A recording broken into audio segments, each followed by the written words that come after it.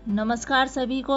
आज हम कक्षा 8 की संस्कृत की पाठ्य पुस्तक रुचिरा भाग 3 से चतुर्थ पाठ सदैव पुरत निधि चरणम पाठ का अध्ययन करेंगे। प्रस्तुत श्लोक में कवि ने चुनौतीपूर्ण जीवन जीने से आगे बढ़ने के लिए कर्मठता का संदेश दिया है।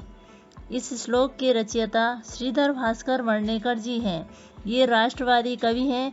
कवि कहते हैं कि जीवन में आगे बढ़ना है तो कर्मठतापूर्वक कार्य करो और जीवन में आगे बढ़ते चलो। चल चल पुरतो निधेहि चरणम सदैव पुरतो निधेहि चरणम गिरिशिखरेणनु निज निकेतनम विनेवयान नगारोहणम बल स्वीकीय भवति साधनम सदैव पुरतो निधि चरणम।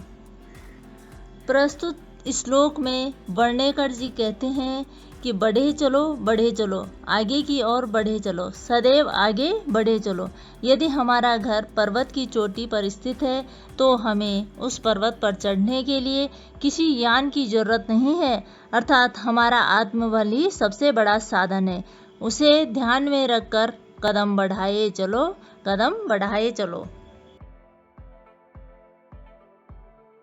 पथिपाषाणा विस्मा प्रखरा हिंसा पशुओ परितो घोरा सुदुष्करम खलु यद्यपि गमनम सदैव पुरतो निधेहि चरणम जहि हि भीति भज शक्तिम विधेहि राष्ट्रे तथा अनुरक्तम कुरु सतत ध्येय स्मरणम सदैव पुरतो निधेहि चरणम। प्रस्तुत पंक्तियों में कवि वर्णेकर जी कहते हैं कि यदि हमारे रास्ते में पत्थर हैं, यदि वो ये नुकीले हैं, ऊंचे नीचे और हमें खतरनाक जानवरों ने चारों ओर से घेरा हुआ है और उस रास्ते पर चलना बहुत ही कठिन है, परंतु हमें फिर भी अपने कदमों को आगे बढ़ाना है।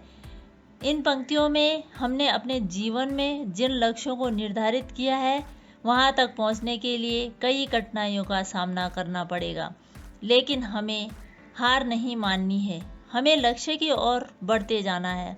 भय को त्याग दो और शक्तियों को प्राप्त करो और राष्ट्र के प्रति अपने अनुराग देश प्रेम की भावना को बनाए रखो।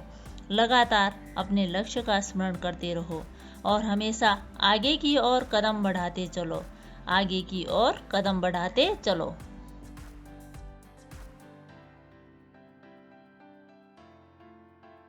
धन्यवाद।